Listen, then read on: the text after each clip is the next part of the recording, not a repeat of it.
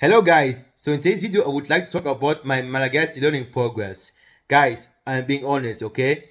The thing is that even though it's been like 1 month ago, I have the feeling like I haven't made any progress at all.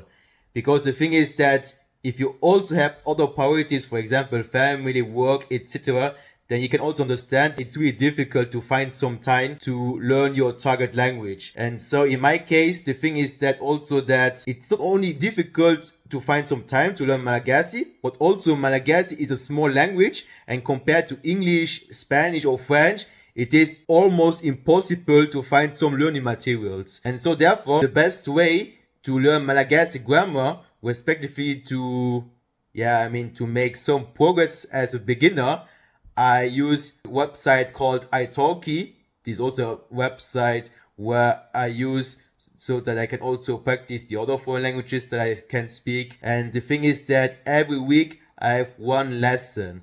Respectively, every Saturday I have one Malagasy lesson in the morning. And guys, another thing is also that Malagasy pronunciation is really difficult. It is so difficult to understand. If you really want to know the difficulty of this pronunciation, guys, I'm going to give you some examples, okay? For example, for the Malagasy pronouns. And the thing is also that I also have to use my lesson. So the PowerPoint that my teacher sent me. So for I, it is a. For you, it is a now. For he, she, it is easy. And then in Malagasy, there's also we inclusive and we exclusive. To be honest with you guys, I still don't know the difference, but maybe just give me some time and maybe I will understand the difference between exclusive we and inclusive we. Respectively, if you know the difference, you can comment down, please.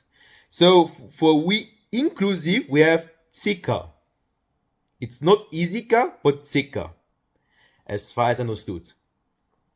For we exclusive, it is zai. Not izai, but zai. You, it is nareo. They, it is zareo. Not easy, ireo, but zareo. So guys, can you understand my problem? It is not consistent. It's not like Japanese or Spanish where everything is pronounced as it is written. No, the thing is that it's so inconsistent. I have no idea when to say that, when to say that. I have no idea. And so therefore it is so difficult to understand. And also it is so important to have a teacher who can correct you when you make a mistake. Yeah. So this is another thing. And also another thing is that I also learned some Malagasy question words. I've also made a video about that, so you can check it right now. So I'm going to show you what I learned approximately 1 month learning Malagasy. So Isa means who. Aona means how. Inona means what. Isa amin ireo means which one. Fa maninona means why. I think the pronunciation is fa manina. Isa means where. Ovina means when. Firi means how many. Ochin means how much.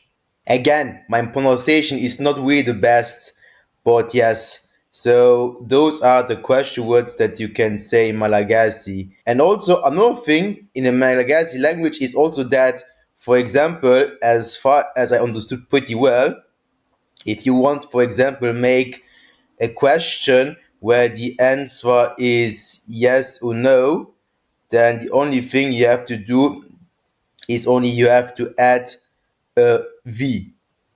So I'm going to show an example. For example, if I want to ask in Malagasy, do you have a job? I have to say, Manana asa ve yanao.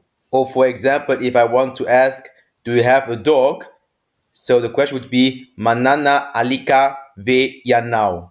And so as you can see here, I have to use this V or V. Actually, I don't really know how is the correct pronunciation, but this indicates a question where the answer is yes or no. Okay guys, and also another thing that I would like to confess is also that I haven't learned any Malagasy for 1 week, and it has been really a big mistake, because the thing is that especially when you're beginning a new language, When you don't learn your target language for 1 week, you will forget everything. It is really important. At least 5 minutes every day. I mean, everyone has 5 minutes. Even the busiest people in the world have 5 minutes. But it's easier said than done. Even for me, it's a little bit difficult to, yeah, to stay consistent in a new language. And it's also a reason why it's so time consuming, because the thing is, you cannot reach fluency very fast. Yes. And also, I learned a lot of other grammar rules, for example, also about the possessive adjectives. So I'm going to give you some examples. For example, if I want to say my job, it would be ni asaku. So this ku indicates my. And then I have, for example, your friend, it is ni nama now. And this now indicates you, so your. Or for example, his or her house, it would be ni tranoni. This ni indicates his or her. So guys, you can see that Malagasy is completely different. I mean, there are some challenges. I mean, first of all, the pronunciation.